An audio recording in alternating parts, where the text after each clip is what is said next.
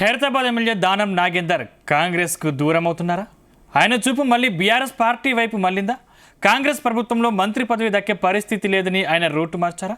లేక ప్రభుత్వంపై ప్రజల్లో ఆదరణ తగ్గుతోందని యూటర్న్ తీసుకున్నారా? ఇంతకీ దానం నాగేందర్ రివర్స్ గేర్ తీసుకోవడం వెనుక కారణం ఏంటి?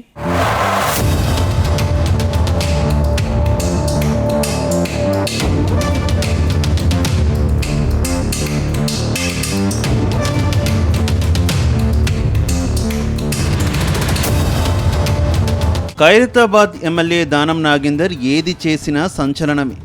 గత అసెంబ్లీ ఎన్నికల్లో ఖైరతాబాద్ నియోజకవర్గం నుంచి బీఆర్ఎస్ ఎమ్మెల్యేగా గెలిచిన దానం నాగేందర్ ఎమ్మెల్యేగా గెలిచి నెలలు కూడా గడవక ముందే అధికార పార్టీలో చేరిపోయారు. ఏ పార్టీలో గెలిచామన్నది ముఖ్యం కాదు, అధికార పార్టీలో ఉండడం, తన సొంత పనులను చేసుకోవడమే తనకు ముఖ్యమని చెప్పకనే చెప్పేశారు. ప్రస్తుతం అధికార పార్టీలో కొనసాగుతున్న దానం నాగేందర్ మరోసారి హాట్ టాపిక్ అయ్యారు. సొంత పార్టీపై చేసిన కామెంట్స్ సంచలనంగా మారాయి. అధికార పార్టీలో ఉంటూనే ఆయన చేసిన కామెంట్స్ కాంగ్రెస్ పార్టీలో కాకరేపుతున్నాయి.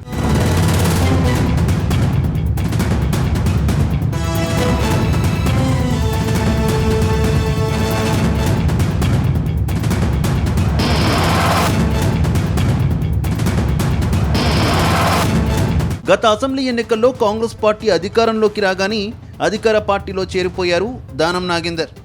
అప్పటికే బీఆర్ఎస్ పార్టీలో 10 ఏళ్లు అధికారం చెలాయించిన దానం ఆ వెంటనే గులాబీ జెండాను ఓ మూలన పడేసి హస్తం పార్టీ కండువాను భుజానికెత్తుకున్నారు. అయితే కాంగ్రెస్ పార్టీలో చేరేందుకు ఆయన ఢిల్లీ పెద్దల చుట్టూ చక్కర్లు కొడితే గానీ కాంగ్రెస్లో చేరేందుకు గ్రీన్ సిగ్నల్ రాలేదని సమాచారం. కానీ అధికార పార్టీలో చేరడమే ఆలస్యం. సికింద్రాబాద్ ఎంపీ టికెట్ తెచ్చుకొని అధికార పార్టీలో తన హవా ఏ స్థాయిలో ఉందో చూపించారు. అయితే ఎంపీ ఎన్నికల్లో దానం నాగేందర్ను సికింద్రాబాద్ ప్రజలు చిత్తుగా ఓడించారు. కానీ దానం నాగేందర్ మాత్రం తన స్పీడును అలాగే కంటిన్యూ చేస్తున్నారు.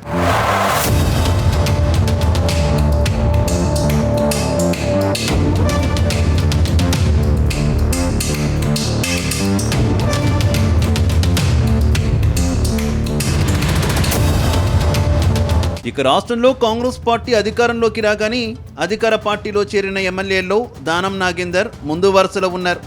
ఆయన తర్వాత మిగతా ఎమ్మెల్యేలు ఒక్కొక్కరుగా అధికార పార్టీలో చేరారు. అయితే అధికార పార్టీలో చేరినప్పటి నుంచి దానం నాగేందర్ తీరు మాత్రం వివాదాస్పదమవుతోంది. రేవంత్ ముఖ్యమంత్రి అయ్యాక హైదరాబాద్లో హైడ్రా కూల్చివేతల్ని మొదలుపెట్టారు. గ్రేటర్ పరిధిలో చెరువులు, కుంటలు కబ్జా, ప్రభుత్వ భూముల్లో అక్రమ నిర్మాణాలపై సర్కార్ ఉక్కుపాదం మోపింది. ఈ చర్యతో దానం నాగేందర్కు షాక్ తగిలింది. తన సొంత నియోజకవర్గం పరిధిలో హైడ్రా కూల్చివేతలను దానం నాగేందర్ అడ్డుకోవడం అప్పట్లో హాట్ టాపిక్గా మారింది. అధికార పార్టీలో కొనసాగుతూ ఇలాంటి చర్యలకు పాల్పడడం ఏంటని కాంగ్రెస్ నేతలు దానంపై ఆగ్రహం వ్యక్తం చేసినట్టు తెలిసింది.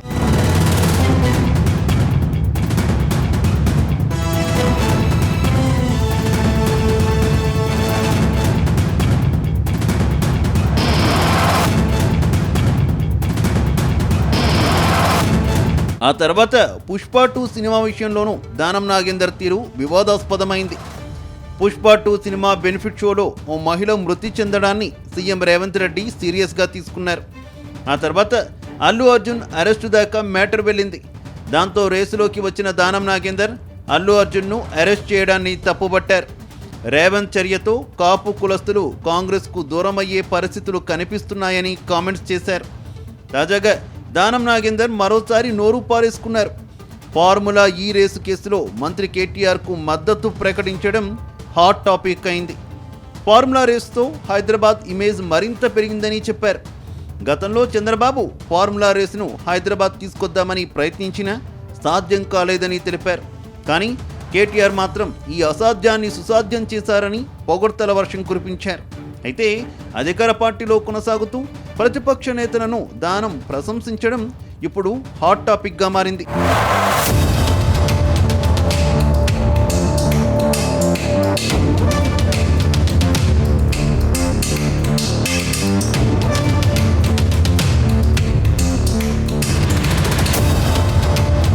అంతేకాదు గతంలో దానం నాగేందర్ అసెంబ్లీలో వ్యవహరించిన తీరు హాట్ టాపిక్ అయింది.